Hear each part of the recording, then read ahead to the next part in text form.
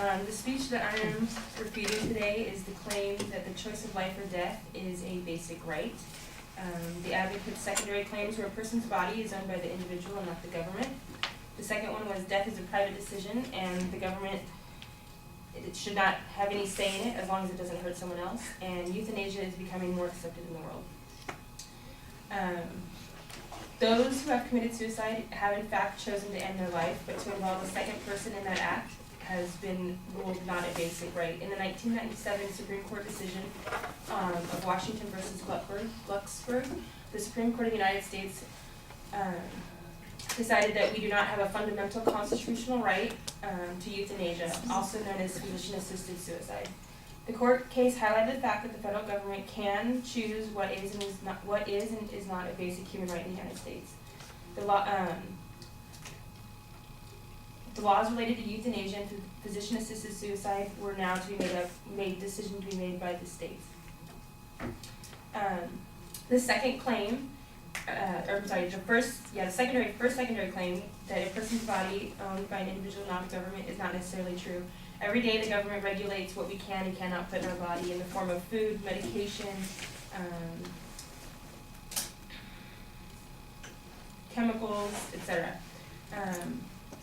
The regulation also includes the legality of supplying life-ending medication to terminally ill patients. The advocate compared physician-assisted suicide to abortion. Yet this is a contradiction to his main claim that the choice of life and death is a basic human right. If that is true, then don't fetuses also have a right to life? The analogy is not accurate as well.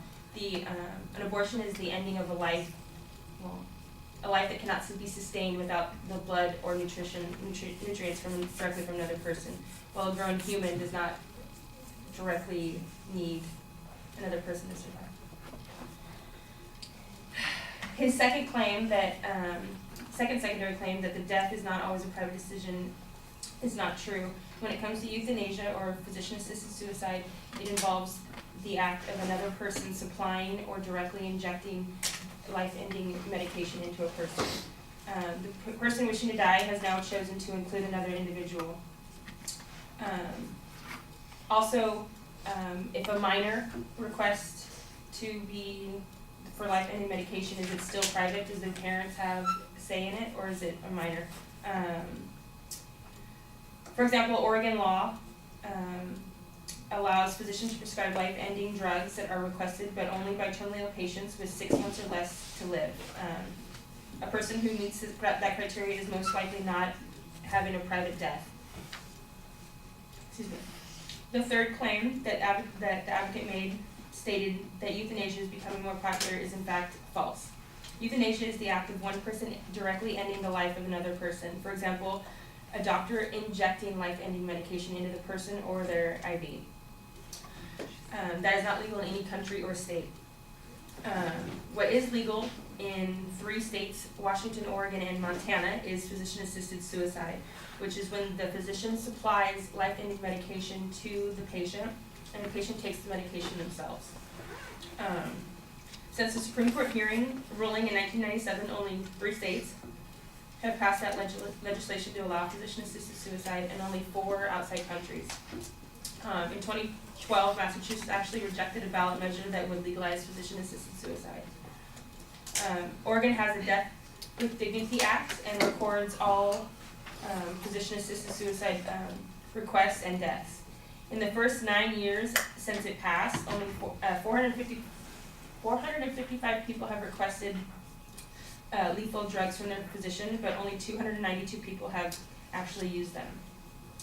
Ezekiel Emanuel, the department chair of clinical bioethics at Warren G. Magnesium Clinical Center, wrote in his New England Journal of Medicine article that less than 1% of Americans die each year, and if Americans were to choose physician-assisted suicide at the same rate as the Dutch choose euthanasia, only 0.027% of Americans would choose physician-assisted suicide if it were legal. So, no, euthanasia is not becoming popular, and it is not a basic right according to the Supreme Court.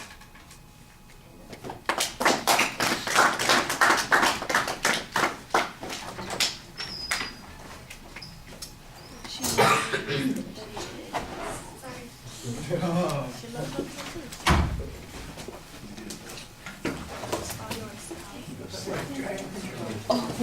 kidding. Do work?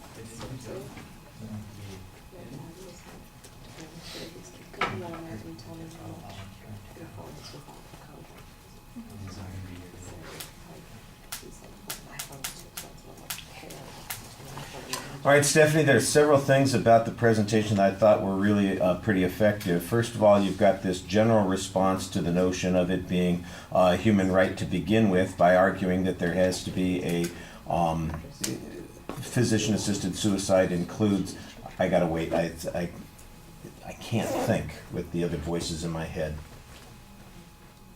And I'm not schizophrenic. It's the other voices that are coming from other parts of the room. Thank you.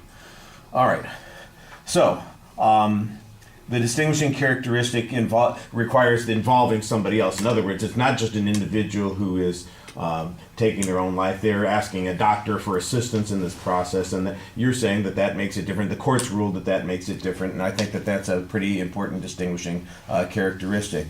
You did a good job signposting the advocate's secondary claims and then following those claims and structuring your responses around them. I thought on the first point, for instance, your citation of the court ruling was pretty effective. Your explanation about what the court ruling means, I think, needs to be a little bit clearer. The idea that the court is determining what our human rights are, what they aren't. I think it deals mostly with constitutional issues, but there's a recognition by the courts and by governments and by most people that there are limitations on rights, and you have some good hypothetical examples of those limitations. I also like the challenge to the analogy that you had on abortion there, suggesting that the way the advocate was reasoning was a little bit problematic. So I thought that that worked pretty effectively. Transition to the second point was clear. Once again, I think you mentioned Oregon's policy here, and you have some caveats that you're presenting in Oregon's law. For instance, that people don't have the right in Oregon to do this, except under particular conditions. And I think that that's what you need to explain a little bit more. It's that, look, if the state can impose conditions on this, then it's apparently not a right, but it is a privilege that is granted to them under specific conditions. All right, and so the notion that it is a absolute human right or a constitutional right is even rejected by those places that have adapted or adopted a law to allow this kind of thing. I think that's the argument you're trying to make, but it needs to be a little bit sharper when you express it. What I did appreciate also was the way you tried to diminish the argument, especially on the third point when the advocate suggests that it's becoming more popular, and you point out it's been adopted in very limited circumstances by a limited number of jurisdictions, and in the one jurisdiction that we have the best data on, it's been used by basically 250 people over 10 years. So it doesn't really sound like it's one of those things that is crying out, oh, this is an overwhelming wave of rights that are being demanded by people, that it in fact seems like it's a minimal sort of thing, and we're talking about a very narrow interpretation of events here. And so I like the data that you came up with on this. I think all the research that you did is really solid. I just think that you need to make the claims a little bit more explicit as you're presenting your argument. What inference should we be drawing from the evidence that you have? You have a tendency to try and let the evidence make the argument for you, and you want to tell us what it means. And I think you do that sometimes, but not always consistently, and you need to be a little bit more specific sometimes. All right, thank you.